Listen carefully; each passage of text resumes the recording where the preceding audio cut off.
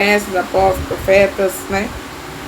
Tinha também os diáconos e os bispos, né? Certamente eram os que ficavam na igreja ali, responsáveis pela igreja ali, serviam a igreja, estavam ali cuidando do trabalho na igreja. Glória a Deus, aleluia.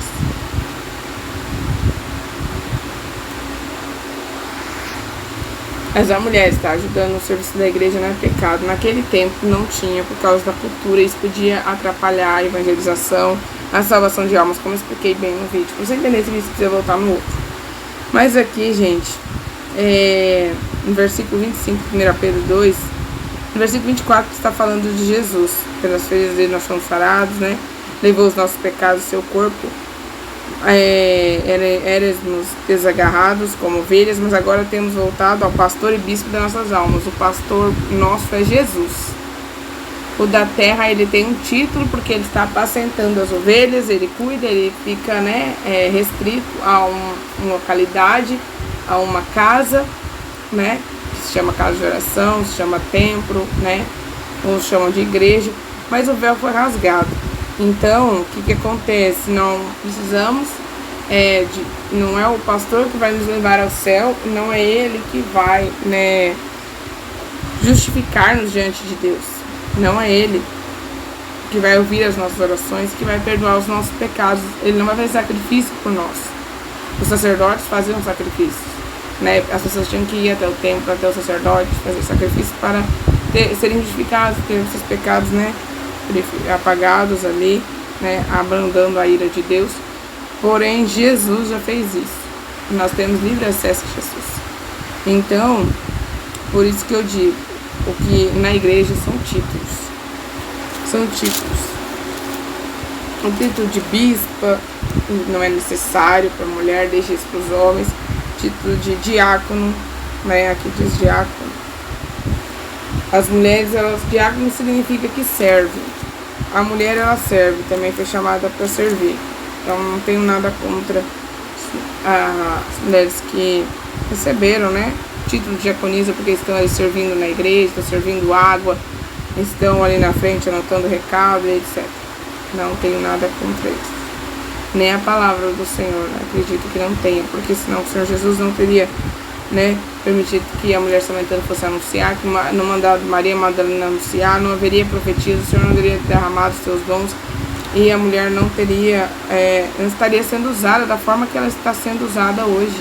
Nós vemos, às vezes, muitas igrejas que tem mais mulheres do que homem, as mulheres, elas falam mais que o homem, e tem lugares que o homem, às vezes, não é de se expressar muito, mais a mulher.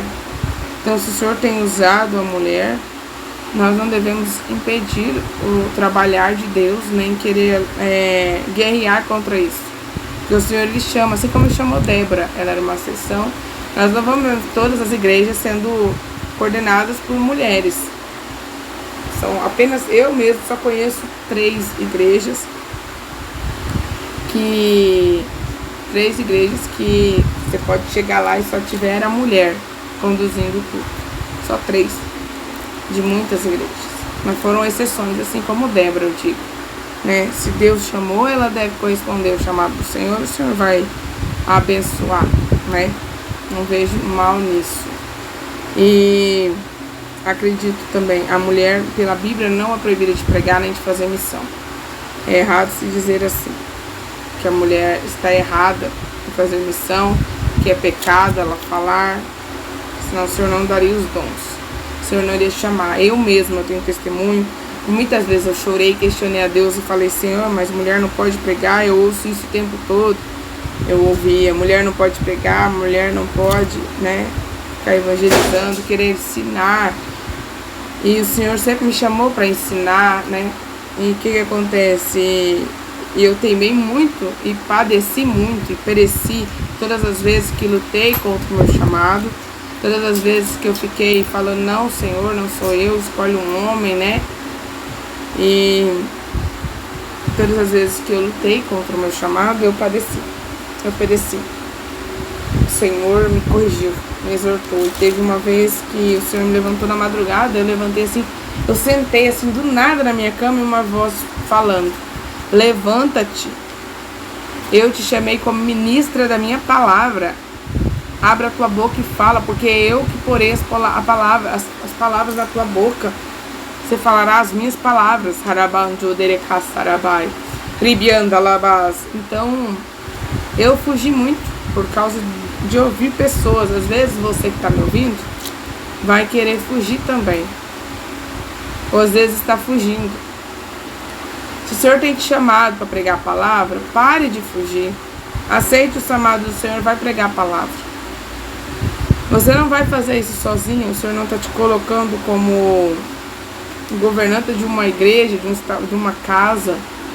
Se acontecer, o Senhor colocará homens para te auxiliar no ministério. Você não estará sozinha.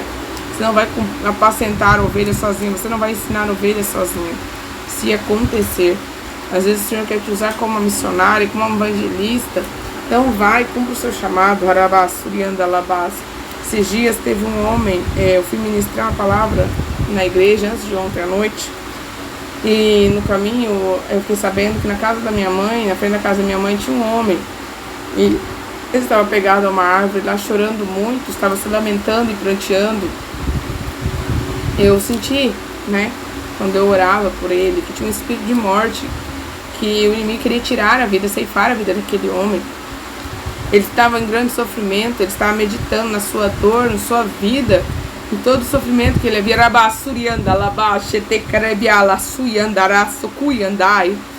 Todo o sofrimento que ele havia passado em sua vida. E eu penso assim, glória a Deus, eu senti de estar indo lá. Não teve um homem para estar indo fazer essa missão. E eu cheguei lá, e era eu que tinha que fazer. Eu ia olhar, eu sou mulher, é um homem que tem que ministrar esse homem. As pessoas entendem, a mulher não pode ensinar o homem. Eu cheguei ali, o Espírito Santo ministrou a mim para que eu falasse que aquele homem que estava em prantos, em choro, e ele chorava amargamente, irmãos. E ele estava chorando, e eu disse, né, eu peguei a palavra, abri João 14, li para ele o início de João 14, falei a palavra de Cristo: vinde a mim todos vós estão cansados, eu oprimido, eu vos aliviarei, darei descanso à vossa alma. Aquele homem estava desesperado, angustiado, e eu ministrei a palavra, apresentei Jesus a ele, evangelizei ali, falei de Cristo, falei da volta de Cristo, convidei ele a receber Jesus no coração dele, falei de Cristo a ele, orei por ele, intercedi por ele, profetizei na vida dele, pedi ao Pai, intercedi pela vida dele ali. E depois que eu orei, depois ele ficou ali parado. Eu repreendi todo espírito de morte, ordenei que saísse, porque eu senti que havia uma opressão ali maligna também. E eu senti que aquela opressão, aquele espírito tinha se retirado dali, daquela vida, daquela alma necessitada. E eu vejo ali, né, eu vi que aquele homem ali ficou em paz. E ele teve paz. Eu senti que ele teve paz, que ele ficou tranquilo. Um homem que eu encontrei em lamento, em angústia, chorando, depois da palavra do Senhor, depois de uma oração, ele ficou em paz. Ele teve tranquilidade, serenidade. Eu vi que o semblante dele foi alterado ali. Eu deixei ele em paz. Eu senti que a minha missão foi cumprida. Eu sinto muita vontade de estar evangelizando, de alcançar as almas fora da igreja.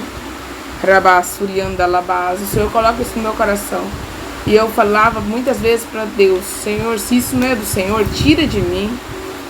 Se não é a tua vontade, né, que eu pregue, mulher não pode pregar, tira isso de mim, Pai. O Senhor nunca tirou. Isso está mais vivo e ardendo dentro de mim.